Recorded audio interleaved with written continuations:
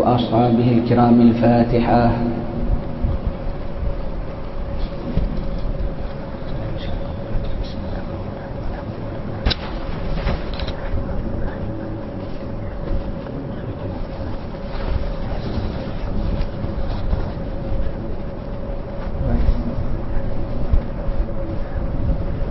Bismillahirrahmanirrahim. Alhamdulillah rabbil alamin wa sallallahu sallama ala sayyidina Muhammadin wa ala alihi wa sahbihi ajma'in. Assalamualaikum warahmatullahi wabarakatuh. Alhamdulillah, syukur pada Allah Ta'ala. Selamat kita berjumpa pada petang ini dalam majlis membaca kitab kita, kitab An-Nasaihud Diniyah wa Wasaya Imaniyah, atau dalam bahasa Melayu kita, nasihat agama dan wasiat iman. Adalah nasihat-nasihat dan pesan-pesanan daripada baginda sallallahu alaihi wasallam, arahan-arahan dari Allah Subhanahu wa taala yang ditukil dan disusun oleh Imam Habib Abdullah Al-Haddad lebih kurang 400 tahun yang lalu, ya, menjadi peringatan bagi kita, menjadi pedoman bagi diri kita, sampai kita pada muka surat 374, ya.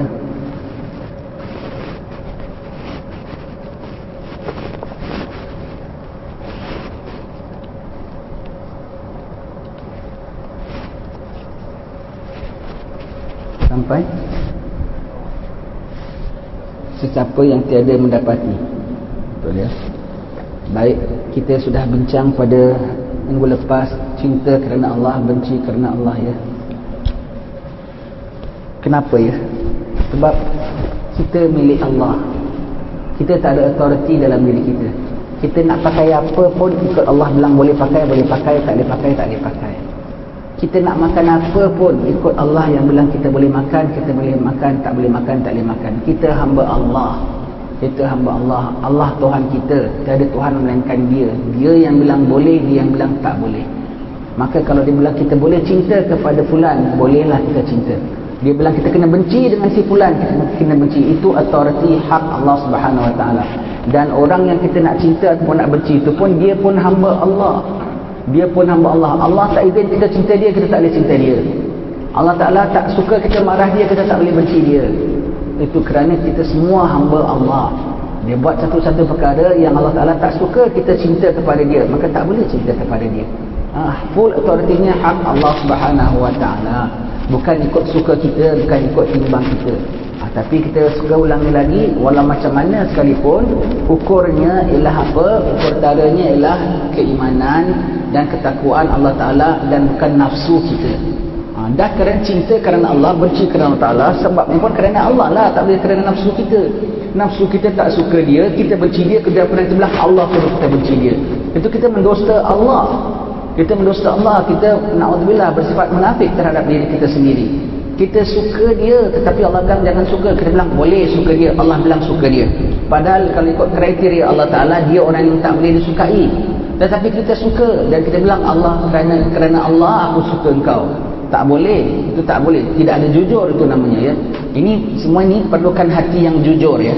Perlukan hati yang jujur, sikap yang amanah, yang takwa kepada Allah Subhanahu wa taala, bukan nafsu yang jadi penunjuknya, bukan nafsu yang menjadi iya ataupun tidak iyanya antara kita dengan Tuhan kita. Kita pula nanti akan ditanya oleh Allah Ta'ala kenapa kita suka, kenapa kita tak suka, ya? Begitu. Hati kita, takwa kita kepada Allah Ta'ala yang menentukan. Betul-betul kita demi Allah Ta'ala, kenapa kita minat fulan ke, kita tak minat fulan ke, kerana Allah Subhanahu wa taala. Dan kita katakan tadi, kalau orang cinta kepada Allah itu cinta kerana Allah, benci kerana Allah Ta'ala, itu satu jihad yang besar, satu perjuangan yang besar. Kenapa tidak mudah bersikap begitu? Lebih-lebih lagi kalau orang yang memang kita bilang tak betul ni, kita bilang tak betul. Padahal orang tu, orang semua, orang yang sangat berpengaruh umpamanya, orang yang semua, orang sokong dia punya, kita pula mengatakan tak payah cakap lah, kita pula tak minat dia. Dan of course kalau kita walau tak cakap sekalipun, dengan kita tak minat, kita akan menjauhkan diri daripada dia, kan. Kita tidak support dia, kan. Kita tidak bersama dengan dia. Itu risiko tinggi. Tetapi demi Allah, aku tak suka dia, aku tak suka dia. Demi Allah. Dan begitu juga kalau kita menyukai orang yang orang ramai bilang, orang ramai pakat-pakat, fulan kita jangan suka, fulan kita jangan suka, umpamanya, ya. Fulan kita jangan suka. Tapi pada aku tengok, subhanallah, tidak ada cacat celanya. akan berdosa kalau aku tidak menyukainya. Kita pula suka dia, bermakna kita tidak bersama lain. Pun risiko kita akan dibenci sama oleh orang ramai. Baik itu pahalanya besar. Dapat anugerah di sisi Allah Subhanahu Wa Taala, kedudukannya tinggi, orang kuat pribadinya, prinsipnya kuat begitu ya. Prinsipnya kuat begitu. Allah suka, aku suka, Allah tak suka, aku tak suka. Begitu ya. Begitu sifat orang-orang alim. Itu sifat orang-orang alim. Kalau ada timbul perkara, maka orang-orang yang mungkin timbul, orang-orang akan berkata fulan kok begini, fulan kok begini. Di kalangan orang-orang alim sendiri kadang begitu. Tapi nanti ada orang-orang yang tuanya yang insafnya, jangan cakap begitu, kita jangan benci dia, jangan komen dia, perbuatan dia tepatan dengan hukum Allah Ta'ala. Ada yang membetulkan, semua yang lain akur balik semula, semua yang lain akur balik semula ya. Tak sampai dibiar-biarkan begitu. Adalah hendaknya dalam masyarakat, mudah-mudahan ada yang beri tunjuk, ya. Baik,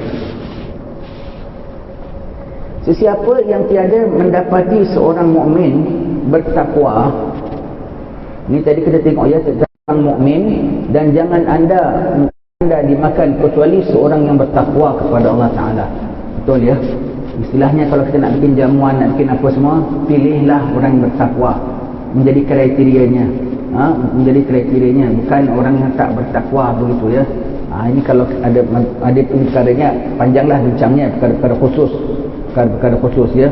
Baik, jadi sesiapa yang tiada mendapati seorang mukmin bertakwa, seorang salih yang berbakti untuk dijadikan kawan atau sahabat yang dapat bercampur gaul dengannya, maka menyingkir diri atau tinggal seorang diri adalah lebih utama baginya. Sampai begitu ya. Maka tak ada ceritalah seperti kita bilang katak bawah tempurung ke. Jadi katak lebih bawah tempurung lebih baik, lebih utama lagi. Betul, setengah-setengah orang saleh kalau tak ada kawan-kawan, tak ada apa semua. Setengah orang-orang saleh dia berpindah ke sebuah negeri kerana ada satu-satu urusan. Dia tak ada kawan tau. Yang ada orang kan dia buat kawan, paling tidak pindah negeri satu tempat lah, pindah Hong Kong ke pindah mana, walaupun bukan satu kaum, bukan satu bangsa, tapi nanti dah jadi duduk satu flat ke situ, nanti dia berkawan. Yang orang tidak tahu. Dia pindah ke satu negeri, dia kena hantar pergi Taiwan ke, pergi mana ke, umpamanya lah ya. Dia tak dapat jumpa orang yang boleh bawa pengaruh baik pada diri dia, tahan dia tak berkawan. Sendiri dia dalam bilik dia, sendiri dalam apartmen dia ibadat, dia amal sendiri, dia dengan halnya sendiri. Nanti kalau lah ada kawan-kawan dari negeri dia ke apa, tahan dia boleh jumpa sekejap. Nama nak campur-campur dengan orang luar, tidak. Ada orang yang begitu ya, nak campur-campur dengan orang luar, tidak. Kenapa? Tak nak buat kawan rapat. Bergaduh tu tidak, musuh tidak, tetapi nak rapat, nak jadi mesra tu tak mau ya, dielakkan. Tahan dia sendiri. Ada orang-orang yang begitu ya. Selagi tak dapat orang yang baik, selagi itulah dia tak nak bercampur dengan orang-orang yang asal boleh sahaja. Cukup cermat dalam pergaulannya.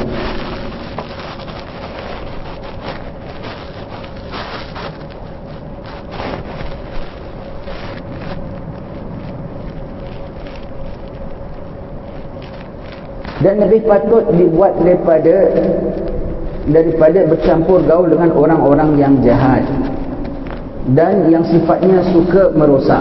Orang jahat sifatnya suka merosak, bergaul dengan dia kita jadi tak baik. Kita tengok ya, bergaul dengan dia aja jadi tak elok. Baiklah jangan. Contoh ya, kalau anak-anak muda ya, belajar di sekolah lah, senang cakap lah, di asrama lah ya.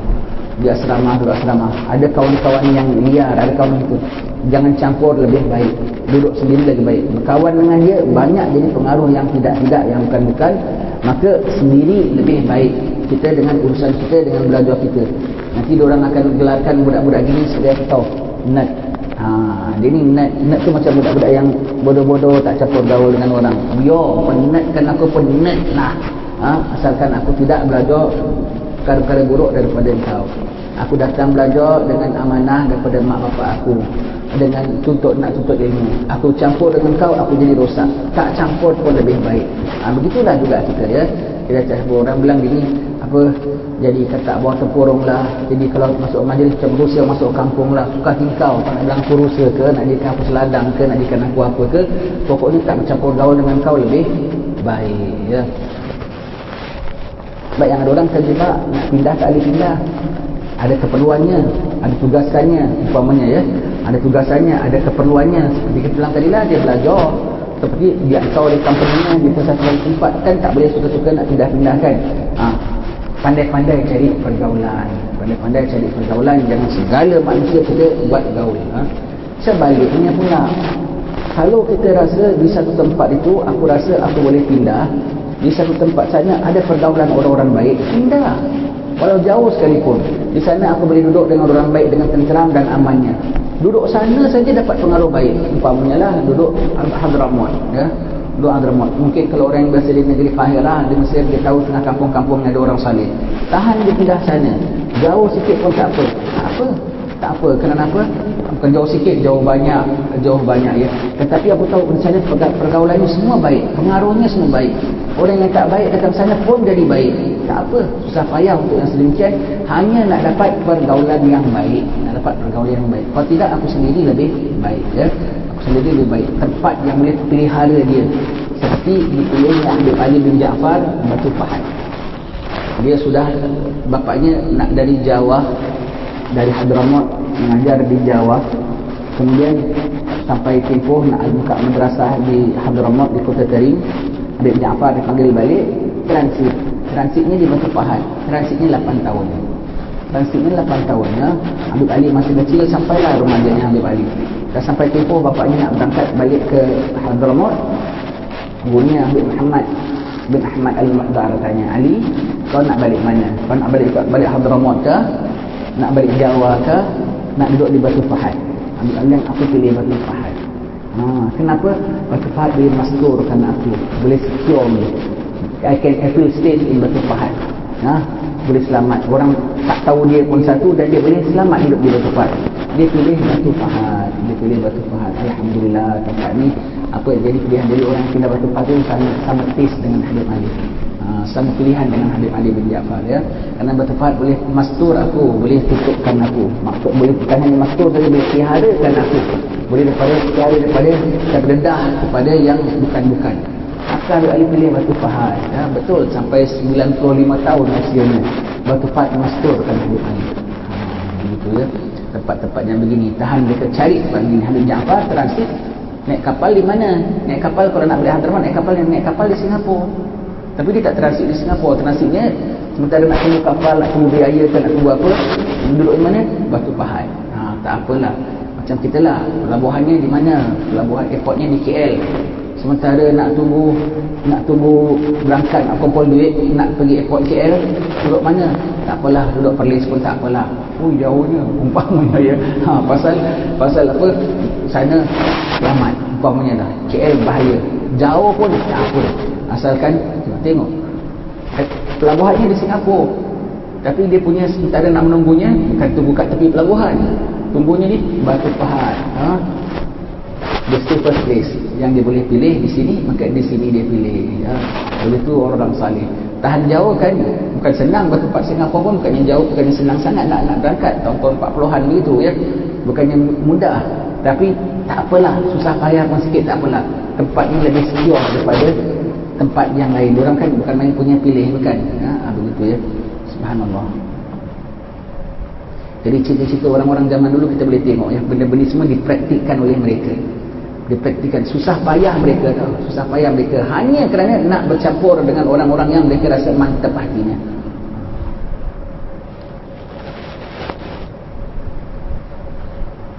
Dan lebih patut dibuat daripada bercampur gaul dengan orang-orang yang jahat dan yang sifatnya suka merosak. Sebab sesungguhnya berkawan dan bercampur gaul dengan orang-orang yang suka merosak, bahayanya besar sekali. Betul, kita boleh ikut, paling tidak ikut suara cakap nada macam dia, paling tidak mengiyakan dia, paling tidak menegur dia. Itu saja dah merupakan satu perkara yang cela. Tak dapat nak mengubah dia, itu sudah cela. Kita tak dapat ubah dia pula boleh ubah kita, risikonya, ya. Kita tak dapat ubah dia, itu saja dah merupakan tak bagus bagi diri kita, dan kita nampak depan mata kita. Jangan sampai satu hari kita tak dapat ubah dia, tetapi kita nampak macam perbuatan dia, patut jugalah dia buat ini. Ataupun kita bahkan ikut dia. Kata orang putih, if you can't beat them, join them. Kalau kau tak dapat nak stopkan mereka, join dot saja dengan mereka. Oh, tak boleh. Na'udzubillah. Itu pengaruhnya. Kita takut kan? Kita takut.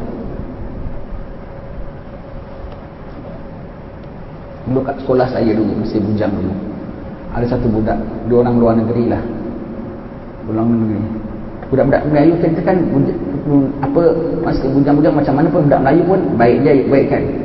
Dia ni masuk sekolah kita saja, budak-budak semua jadi jahat belaka. Semua tahu maki-maki, tahu cerita bukan-bukan, tahu apa semua tu. Tak senang betul kita dengan dia. Dia pula anak orang kaya, pengaruhnya banyak, bawa kawan pergi jalan sana, bawa kawan pergi jalan sini semua. Bilang menyampah betul lah dia ni. Apa, tak senang betul kita dia masuk dalam sekolah kita. Jadi pengaruh buruk pada kawan-kawan lain. Kalau cikgu besar aku halau dia daripada sekolah tu. Begitu jam kita masih murid juga ya. Masih murid juga. Allah. Betul, pengaruhnya jahat sekali.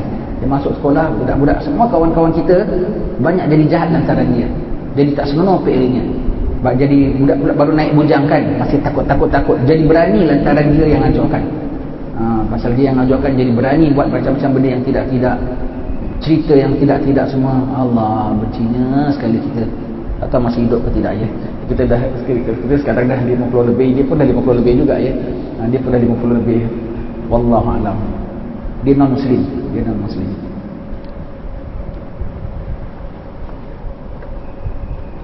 Dan bencananya banyak pula, di samping timbulnya kecelakaan dan balak yang besar yang akan menimpa kita secara spontan atau secara beransur-ansur. Betul ya? Balak bencana iaitu apa? Berubah hati kita. Spontan, boleh immediately kita berubah serta-merta, ataupun perlahan-lahan akan ikut dia ya. Akan perlahan-lahan akan ikut dia. Na'udzubillah. Bukan ikut dia saja, kita jadi orang yang promosi tingkah laku dia nanti.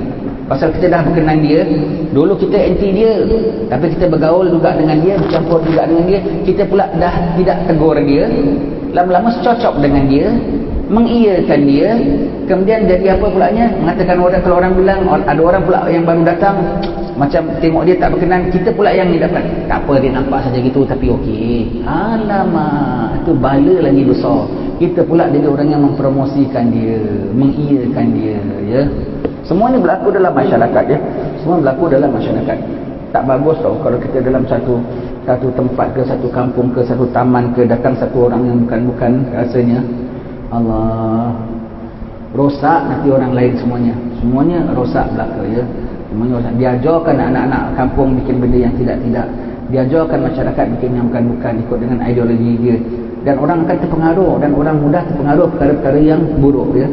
Itu orang-orang lah. Kita punya diri sendiri jangan dapat dengan orang-orang yang begini. Jauh nanti kita bahaya ya.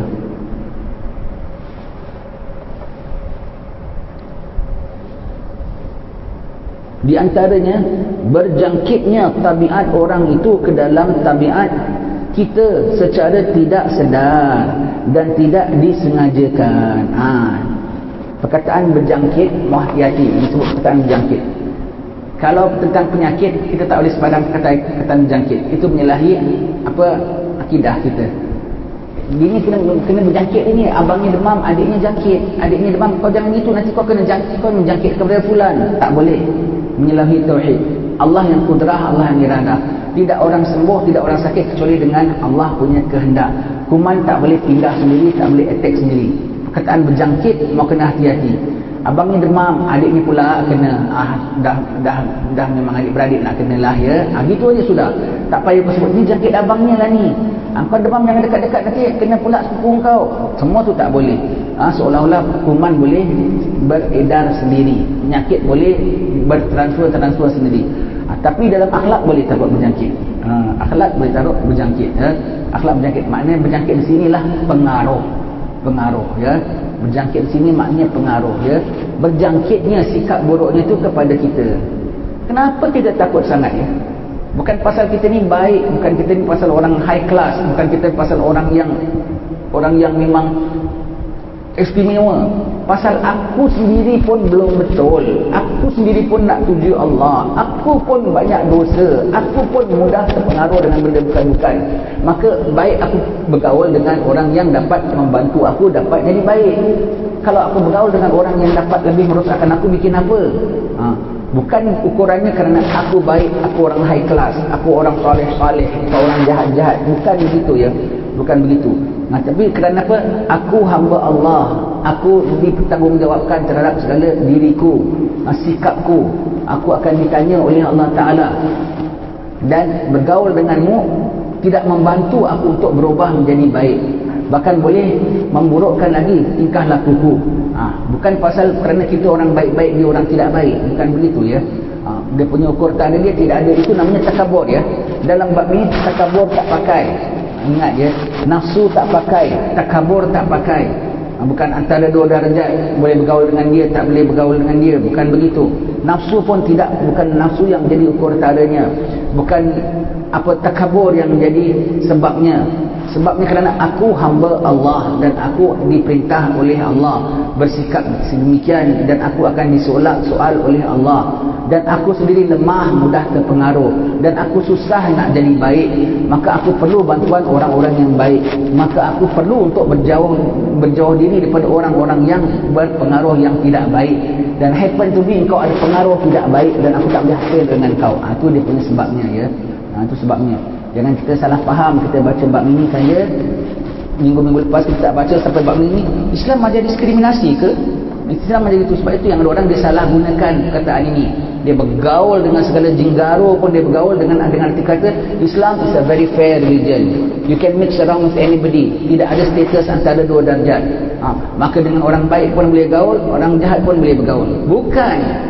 Kerana fair lah, must be fair to this good person. Jangan bergaul dengan orang jahat nanti jadi jahat. Kerana Islam is a very fair religion. Islam lah agama yang sangat adil sekali. Pada orang-orang liberal ini, adil tu mana tahu? Pak imam pun boleh kawan, orang joget pun boleh kawan. Orang-orang saleh pun boleh kawan, orang-orang mabuk pun boleh kawan. Itu namanya fair. Bukan, itu unfair to this person. Tak adil terhadap orang ini. Kenapa? Dia patutnya jadi baik, dibantu baik, kau kasih dia bergaul dengan orang tak baik dengan dia. Fair. Boleh makan nasi, boleh makan racun tikus. Fair ke tu? Tak boleh. Fair to him ialah kau jangan kasih dia kena racun walaupun betul sekalipun. Itu that is apa? Fair to him. Fair towards him ialah selamatkan dia. Bukan bermakna fair itu bermakna boleh campur gaul segala-galanya. Itu fahaman orang yang tidak jujur dalam melaksanakan perintah Allah Subhanahu Wa Taala. Hanya dengan alasan must be fair to semua hamba-hamba Allah. Tapi hamba Allah Taala tak being fair to diri dia sendiri. Dia tidak patuh hukum Allah Taala. Macam mana kita nak bergaul dengan dia? That is being unfair pada orang yang nak baik, disuruh bergaul dengan orang-orang yang tidak baik. Tak boleh ya.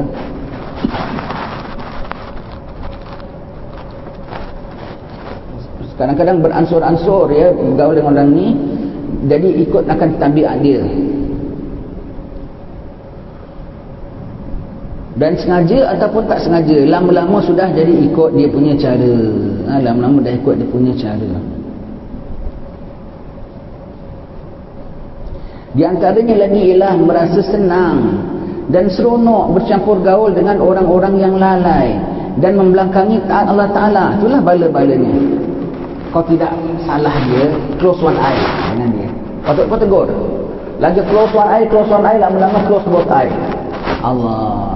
Kemudian lama-lama kau rasa don't mind, never mind. Kemudian join pelan-pelan. Semua tu bala-balanya tu ya. Bala-balanya orang kita orang bilang kalau duduk sama pencuri, lama-lama jadi pencuri juga ya. Serta merasakan hati cenderung terhadap keadaan mereka, sehingga lama-kelamaan jiwa mudah tersungkur ke dalam maksiat. Pasal depan mata kita dah nampak, dan lama-lama kita rasa macam sedap pulanya, enak pulanya ya. Dan tertarik untuk meniru-niru segala apa yang mereka lakukan dengan memandang apa yang mereka buat dan apa yang mereka kata itu baik semata. Kita dah tengok, kita dah no comment. Mula-mula tak berkenan, lama-lama macam mana pula no comment. Macam itu hal dia lah. Dah mula tak pandang itu sebagai satu benda yang cela, benda yang salah. Allah dah tak jadi kau punya sandaran ukur. Patutnya Allah yang tak suka kan. Sekarang aku tak suka. Aku lupa yang buat-buatan dia ni Allah tak suka. Aku lupa. Jadi fulan gitu, oh actually it's okay, it's no problem, boleh lah, tak kesalah. Jadi kita pula yang mengokeykan, membolehkan, menidak apakan. Kita lupa bahawasanya yang punya authority mengatakan boleh tak boleh Allah. Pasal kita dah bergaul dengan dia, jadi kita lupa bahawasanya dia tu hamba yang patuh pada Allah Ta'ala. Kita dah pakai ikut kayu ukur kita sendiri. I pun baru-baru nampak dia macam tak bagus, tapi kawan-kawan lama-lama okey jugalah, never mind lah. Difficult lah nak force orang, tapi okey lah, dah jadi okey lah ya. Sebetulnya very tak okey ikut hukum Allah Subhanahu Wa Taala ya. Begitu ya, berita itu. Jadi takut perlahan-lahan kita dah membolehkan, mengatakan okey dan membiasakan.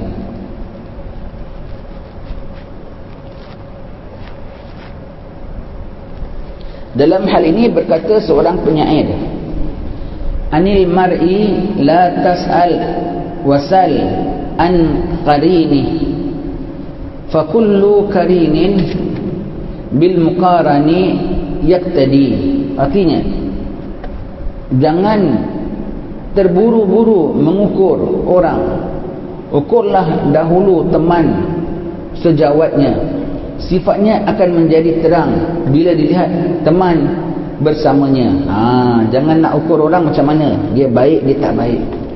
Orangnya baik, Allah, jujur, amanah, ya ke? Tengok dia gaul dengan siapa. Dia gaul dengan siapa, birds of same feather would flock together. Habis cerita. Orangnya baik, amanah, warak, umpamanya lah ya. Tapi kok bergaul dengan bulan-bulan, samalah.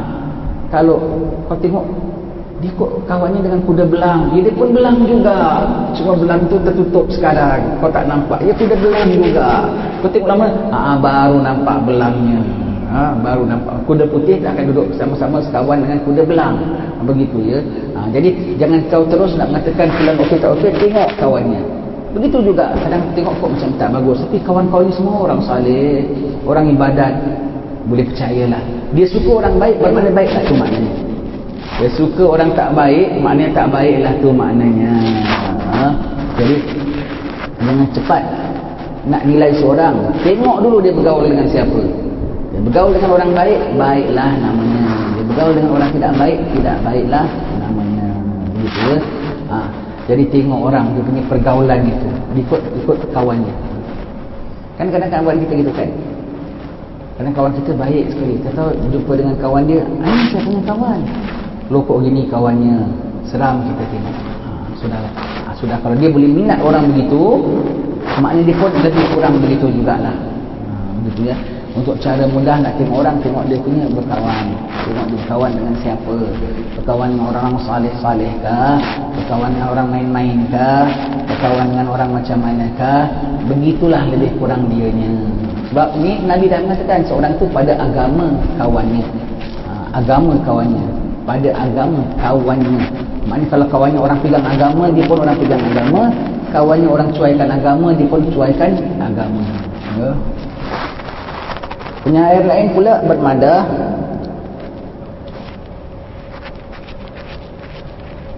ma yubri'ul jarba'a, betul ya, qurbu salimatin minha lakinna salimata tajrabu. Artinya, si pesakit kurap mana boleh baik dengan berdamping dengan orang-orang yang sihat. Tetapi yang segar bugar boleh dijangkiti kurap pesakit bila sering duduk berdekatan. Begitu ya. Si pesakit kurap mana boleh baik dengan berdamping dengan orang yang sihat. Kau kurap, kau bergaul dengan orang baik, pun kau kena obat, pakai obat juga, betul tak? Saya kurap, tak pernah saya campur dengan orang-orang yang tak kurap. Mudah-mudahan saya sembuh. Tak boleh. Dia baik, dia sihat, dia tak kurap. Kau tetap kena berobat juga. Kau tetap berobat juga. Kau tetap berobat juga. Tetapi yang tak kurap akan segera jadi kurap kalau campur dengan orang yang kurap. Pandai dia buat madah ya. Sekarang COVID lah. Kau COVID, saya tak nak COVID, saya bercampur dengan orang-orang sihat. Bagaimana takut orang boleh jangkit COVID, orang boleh jangkit sihat. Jadi mudah-mudahan saya menjangkit kesihatan mereka. Tak boleh kau kena rawat sakit kau. Sebaiknya orang yang sihat boleh jadi terjejas dengan yang COVID. Begitu ya. Perkataan jangkit tak boleh pakai. Begitu ya. Jadi itu dia punya itu. Jadi orang yang kurap, saya nak bercampur gaul, mudah-mudahan saya dapat jangkit dia punya kesihatan. Sihat tak boleh jangkit, kau kena rawat kau punya sakit. Engkau pulanya sihat, kau bercampur dengan orang-orang yang sakit, kumannya tu boleh kena sepasal apa engkau bercampur gaul dengan mereka. Begitu ya. Baik. Dan jalan ini anda akan faham betapa banyaknya faedah apabila anda bercampur gaul dengan orang-orang yang baik. Kalau anda bercampur dengan orang jahat, anda tak rasa rugi. Anda bercampur dengan orang jahat, anda tak rasa rugi. Dan anda pun tak rasa rugi, itulah rugi. Anda akan nampak kontrasnya apabila anda bercampur dengan orang baik. Lainlah bercampur dengan geng-geng yang gini. Sekejap aku kok jadi kuat ibadat, alhamdulillah. Sekejap aku kok boleh jadi tinggalkan maksiat. Besar punya manfaatnya. Baru dapat tahu. Bercampur dengan orang baik, baru punya. Dulu aku ingatkan aku baik, rupanya slowly, perlahan-lahan aku dengan 1 tahun campur mereka, aku pun dah nak terikut. Tapi alhamdulillah aku kena transfer kat tempat lain pulanya ya. Kat tempat lain pulanya semuanya orang banyak saleh-saleh. Aku dulu ponting sembahyang pun sekarang dah ada jadi rajin sembahyang. Aku tak pernah hadir kuliah pun tempatnya tak ada hiburan lain kecuali kuliah lah tu hiburannya. Terhibur pula kuliahnya, apa hiburannya tu. Allah, campur gaul ya, perlu ya. Dan dapat campur yang baik nanti baru kita dapat appreciate yang selama ni kita susah rupanya. Baik. Dan orang-orang yang lurus jalannya, sama ada faedah dan manfaat itu dapat dikesan secara spontan maupun pada masa yang akan datang. Nanti boleh tengok. Nanti kadang-kadang spontan tu maknanya immediately. Ataupun masa akan datang. Nanti apabila dia dah tua, nanti dia tengok. Dia ada PL dia begini. Mana aku pick up PL begini? Ketika aku duduk bekerja di tempat sekian bercampur dengan fulan. Mana aku pick up PL begini yang baik-baik pula ketika aku ditransfer ke tempat kampung sekian. Nanti dia boleh tengok ada kesannya pada dirinya ya. Ketika itu dia bilang, alangkah baiknya kalau dulu aku tak ditransfer pada tempat yang bukan-bukan tu dulu. Tengok sampai sekarang masih melekat tabiat mereka pada aku, terjangkit, terikut. Dan alangkah baiknya kalau aku berlama-lama dengan kampung orang yang taat-taat, sekejap dengan mereka saja aku dah dapat berubah, didorong oleh mereka, pengaruh mereka. Betapa baiknya kalau aku dapat berlama-lama dengan mereka. Nanti kita dapat tengok kesannya ya. Ini semua kita dah tua sekarang ya, terus terang ya, tua. Kan kita biasa dengarkan ya, nanti kok tahu ini, nanti kan orang sini, saya pernah duduk kampung ini, patutlah dia tahu buat ini umpamanya ya, patutlah tahu ini pasal dia dah biasa campur dengan orang tempat sekian gitu. Jadi tidak pelik, tidak asing lagi. Baik. Telah bersabda Rasulullah SAW, masalul jalisi salih kamasali sahibil misk, imma an yuhdiyaka ay yu'tiyaka wa imma an tabta'a minhu wa imma an tajida minhu raihatan tayyibah. Wa masalul jalisi su' kanafikhil kir imma an yahrika thiyabaka wa imma an tajida minhu raihatan muntinatan. Artinya, perumpamaan teman yang saleh laksana penjual minyak wangi. Sama ada ia akan memberi anda sedikit atau anda akan membeli daripadanya sedikit, ataupun sekurang-kurangnya anda boleh dapat mencium bau wanginya. Perumpamaan duduk dengan orang-orang baik, orang-orang saleh, macam duduk dengan orang jual minyak wangi. Kadang-kadang dia colekkan kita sikit, dia try sikit lagi, kan begitu. Kalau tidak pun kita akan beli daripada dia. Beli itu maknanya pakai belanja, susah payah. Dan kita di kedai minyak wangi, kita kan beli apa? Dia belinya minyak wangi. Takkan nak beli benda lain. Kedai minyak wangi, belinya pun minyak wangi. Kalau kita campur gaul dengan orang, yang diberi itu bermakna pengaruh, yang beli itu bermakna kita belajar dan kita tiru, kita ada effort untuk dapatkan. Semuanya baik belaka. Paling tidak kau hirup bau wangi dalam kedai dia.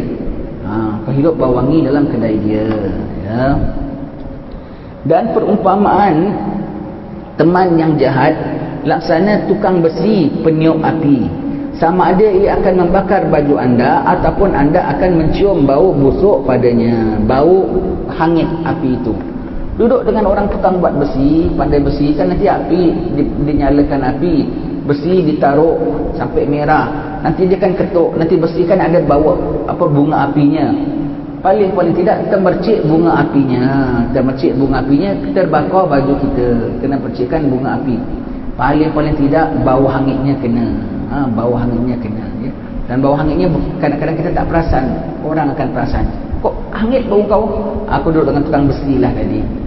Begitu, ya. Kalau duduk dengan orang baik pasti baunya harum, ya.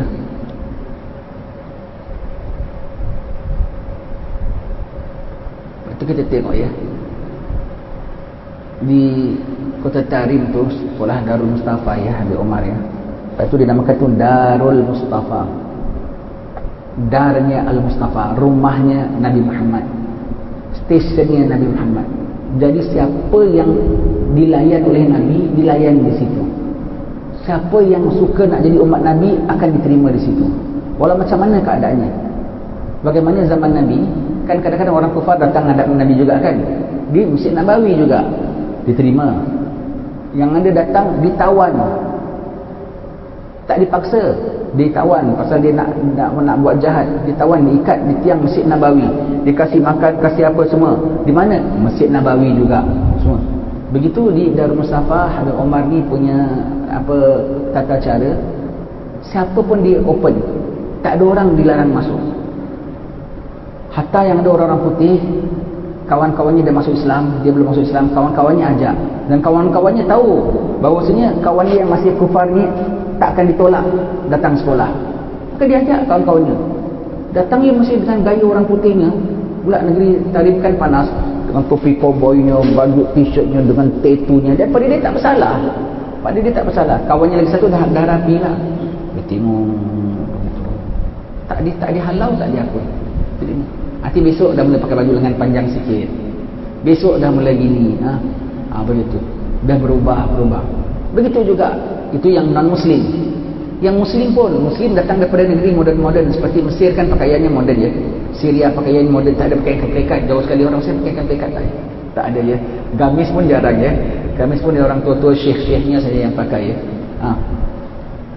Budak-budak mudanya, bapaknya hantar ke Hadramaut, kadang-kadang pasal dia nak ikuti sendiri ke budak Syria, dia kayak orang putih, cara pakaian mereka lebih mirip orang putih. Tak ada satu orang larang, dengan seluar jeansnya, dengan t-shirt ketatnya, semua rambutnya tak bersongkok, tak ada satu orang larang. Tapi pasal dia berada di tempat orang-orang saleh, orang-orang baik, tengok nanti besok-besok dah mula pakai songkok kecil, besok-besok dah mula pakai apa tahu, dah mula pakai bajunya tak t-shirt ketat sangat, pakai kemeja genah sikit. Lama-lama dah mula pakai, dia pakai keplekat, dia belum suka lagi, dia pakai gamis. Arab pakai gamis mesti boleh lah, dah mula pakai gamis. Kita tengok, dah mula nak jadi. Selang 3-4 bulan dah pakai kain pelikat macam ni dah. Budak Syria, budak Mesir, bukan lawa-lawa gitu, pakai kain pelikat macam orang Kelantan, macam orang Melayu kita. Begitu, ya. Pengaruh. Baru-baru datang dia tengok orang pakai kain pelikat, pakai kain apa, rasa macam tak adalah, dia tetap dia nak pertahankan pakaian dia itu. Dan tak ada orang larang pun, tak ada orang suruh pun kau kena ubah pakaian kau. Tapi dia tengok sendiri. Kemudian dia belajar cara pakaian rupanya begini, dan orang ini pakai gini bukan pasal dia kampungan, bukan pasal dia tak style, pasal style dia tu lah, apa Nabi punya style tu jadi style dia. Jadi style aku ni bukan style yang baik rupanya. Berubah 3-4 bulan dah budak Syria, bukan lama-lama. Kayak orang putih kan, orang Syria gitu, ya. orang Mesir gagah-gagah pakai pelikat dengan baju separuh kita gini. Allah, kita bilang kan dah jadi orang tarim, pengaruh orang baik begitu ya, pengaruh orang baik ya. Orang kita begitu, Jawa totok budak Amerika baik sini, cakapnya pun dah kayak orang Amerika, dia punya kasarnya, dia punya apa, punya begitu semua.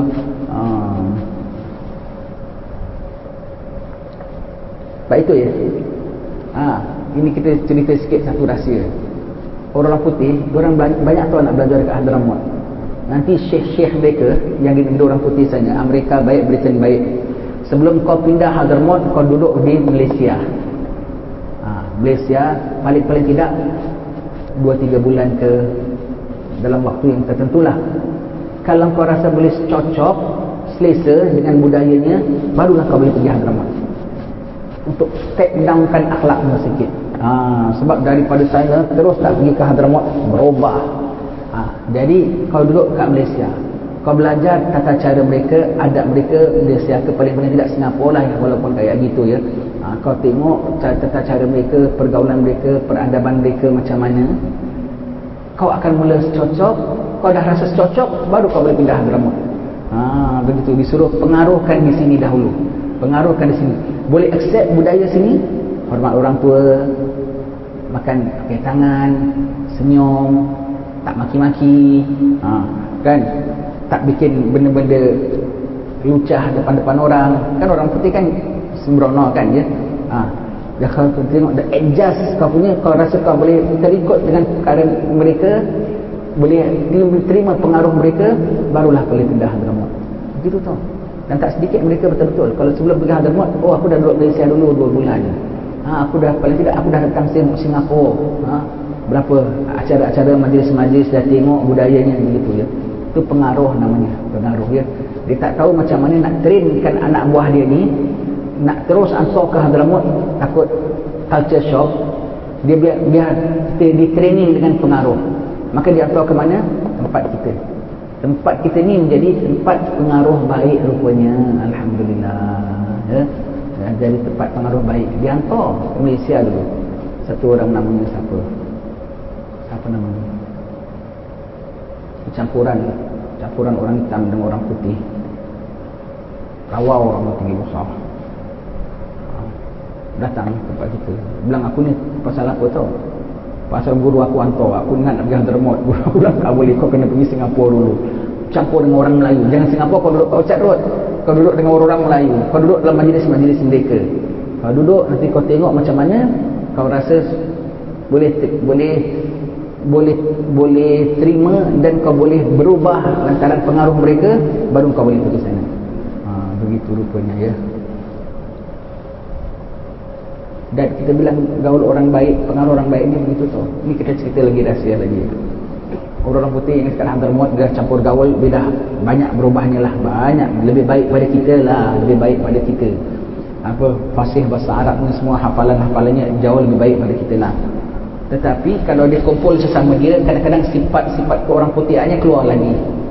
Nanti kalau dengan meeting ke apa, ada apa dia punya tak agree ke apa, nanti dia punya cara berunding itu tak meja begitu, entah apalah, budaya mereka keluar balik. Nanti yang nak tonkan mereka, apa boleh mereka cakap apa tahu? Oi brother, kita dah Islam tau sekarang. Akhirnya nanti malu dengan orang Melayu, sebutnya malu dengan orang Melayu. Malu dengan orang Melayu, sebab orang Arab lah Hadramaut kan, yang bukan Arab Melayu kok boleh, dia bukan Arab, dia pun tak tahu cakap Arab, dan dia tak sepasih orang putih punya cakap Arab. Orang putih kan pintar kan, tapi kok boleh tertib gitu. Nanti dia kalau nak ke berangasannya tu nak keluar balik, nanti oi brother, kita dah Islam lah, malu dengan orang Melayu. Itu dia punya sebut, nanti dia pengaruhnya orang Melayu tu, pengaruhnya orang Melayu. Dia punya apa, diperhatikan orang rupanya. Bangsa kita ni diperhatikan orang, jadi tempat pengaruh kebaikan rupanya. Pengaruh kebaikan disebut, dia bilang malulah dengan orang Melayu. Begitu ya. Begitu rupanya. Kita pula malu jadi Melayu. Jangan. Jangan. Ada nilai-nilai kita yang orang luar tak ada, yang dia contohi ya.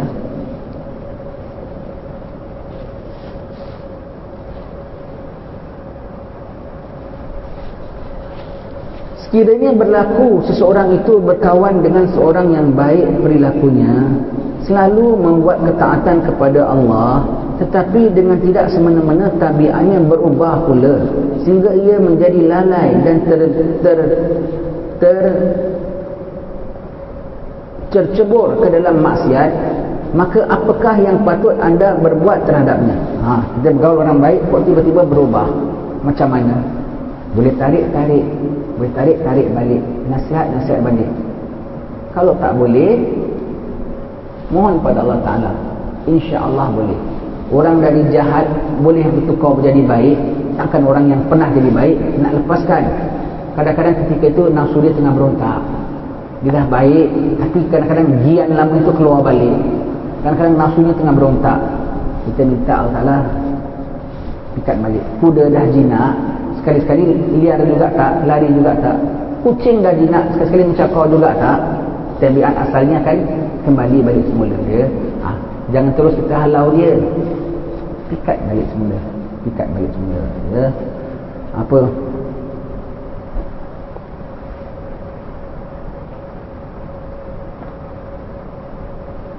patahlah hati terus merajuk sampai hutan belukar.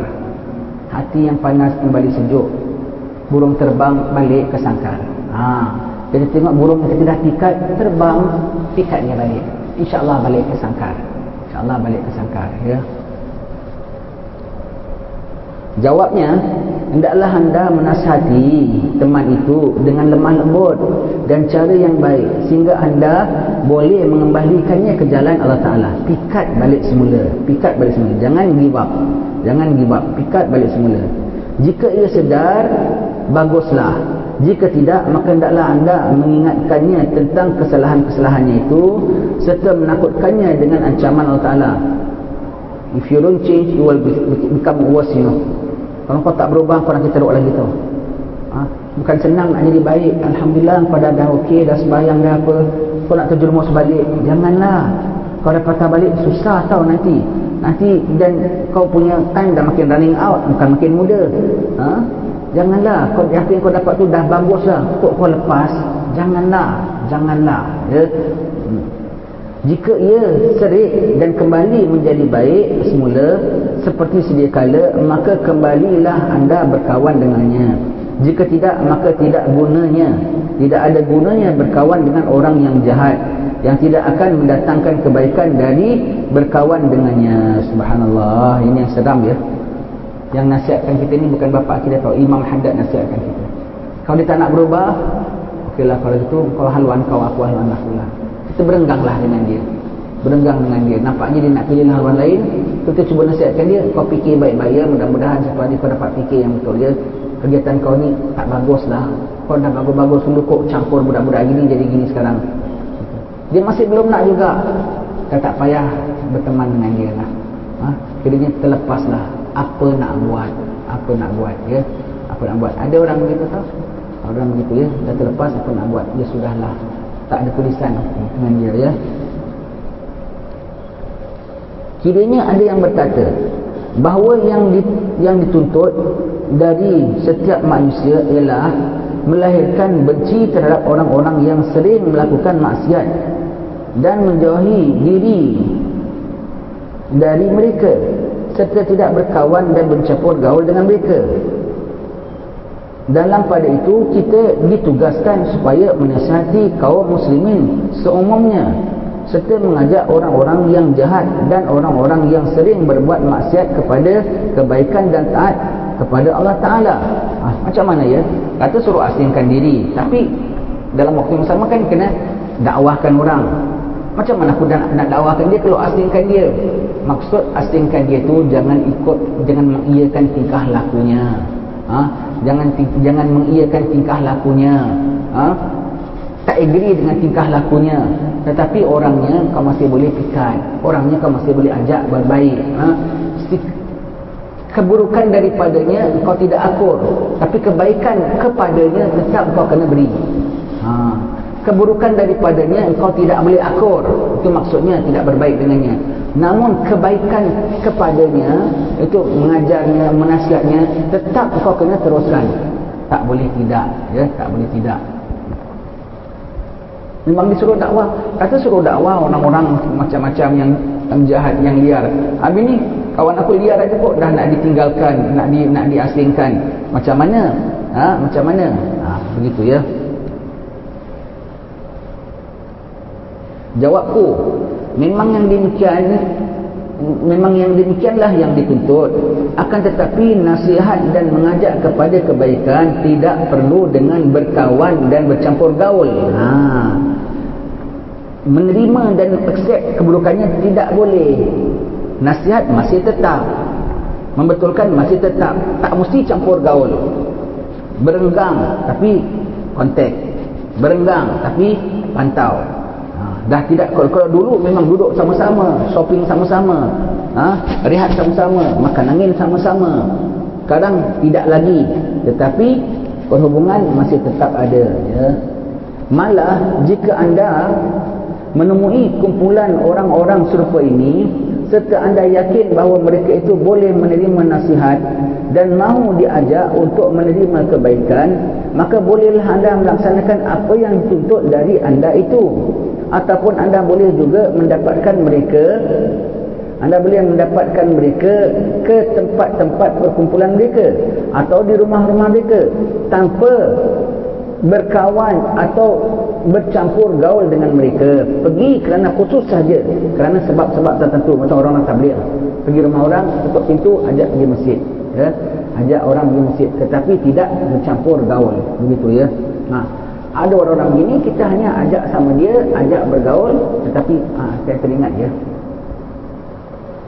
dulu satu pernah qadi Singapura ya, Ustaz Pasuni Maulan, masih ada orang guru kita juga lain.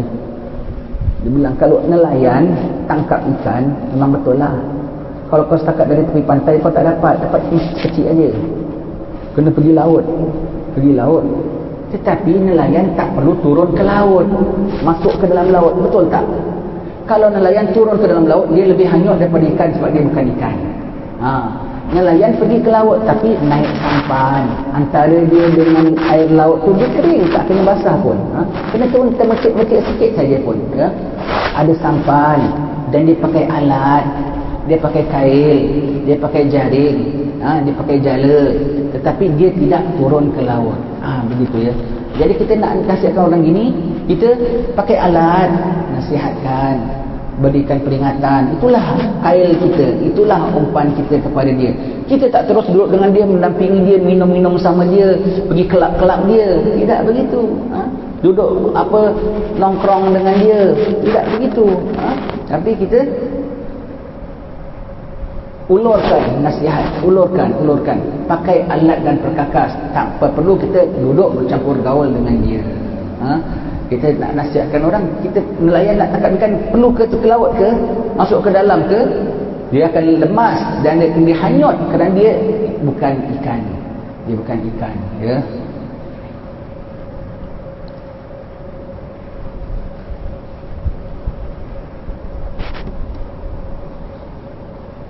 Boleh dapatkan mereka di rumah-rumah mereka pun boleh, tanpa berkawan atau bercampur gaul dengan mereka, dengan syarat anda memang berkeahlian dalam hal memberi nasihat dan tunjuk ajar. Kalau tidak, anda pergi rumah dia je, anda pun jadi seronok. Baik, jangan. Save yourself. Anda pergi rumah dia saja, baguslah radio kau ni, dengar, buka lagu apa ni, umpamanya lah ya, tengok rumah dia saja, cantiklah kau punya botol arak, umpamanya lah ya. Awak pula mudah terpengaruh. Jangan ya. Nanti awak pergi tempat dia saja, awak ada keahlian, awak strong. Nelayan nak pergi ke laut tu tadi, nelayan yang strong. Yang mabuk laut jangan. Yang di atas perahu tak apa-apa, dia yang jatuh pun jangan. Yang mantap, yang boleh diri, perahu goyang pun dia boleh diri sambil tibar jala, kan yang ada boleh, baru boleh. Yang tak strong jangan. Save yourself first. Maka yang demikian itu juga memang dituntut. Hendaklah anda faham benar-benar tentang soal ini ya. Faham benar-benar ya, bermakna bukan disisihkan orang itu ya, cuma tak digauli.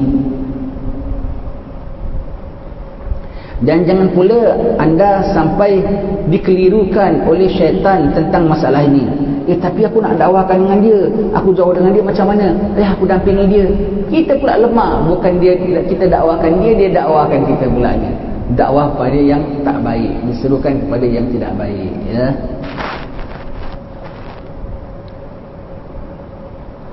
Kerana cara yang dikehendaki adalah terang dan yang benar, tidak harus tercampur aduk lagi dengan yang batil. Clear, salah betul, dakwah gaul. Jadi tak bermakna dakwah kena campur gaul. Dakwah different perkara, bergaul different perkara. Benar adalah benar, salah adalah salah, betul adalah betul. Dakwah adalah dakwah, gaul adalah gaul. Tak bermakna dakwah mesti campur gaul. Tak bermakna kalau benar kena terima yang tak betul. Tak begitu, ya. Wallahu alam bisawab. Insyaallah kita akan baca lagi cara memilih teman yang baik, ya. Cara memilih teman yang baik. Lepas tu kalau dapat teman yang baik, bersyukur pada Allah Taala, jaga baik-baik, jangan sampai terlepas. Jangan sampai terlepas. Dan caranya supaya menghargai teman yang baik, tak perlu nak rapat sangat dengan teman yang tak begitu baik. Apalagi memang teman yang pengaruh itu tak baguslah untuk kita. Itu tanda kita menghargai dapat teman yang baik, kita berjauh sedikit dengan yang begitu. Boleh ajak teman yang itu masuk dalam teman yang baik, lagi baik. Kalau tidak, tak boleh kita sekejap sini, sekejap sini. Tak boleh, ya. Nanti kita ditarik balik. Sebab kenapa? Kita masih ada nafsu. Dan syaitan masih kuat menipu. Dan kita masih belum kuat betul. Dah kuat pun boleh lemah, ya. Wallahu a'lam bishawab. Alhamdulillah rabbil alamin.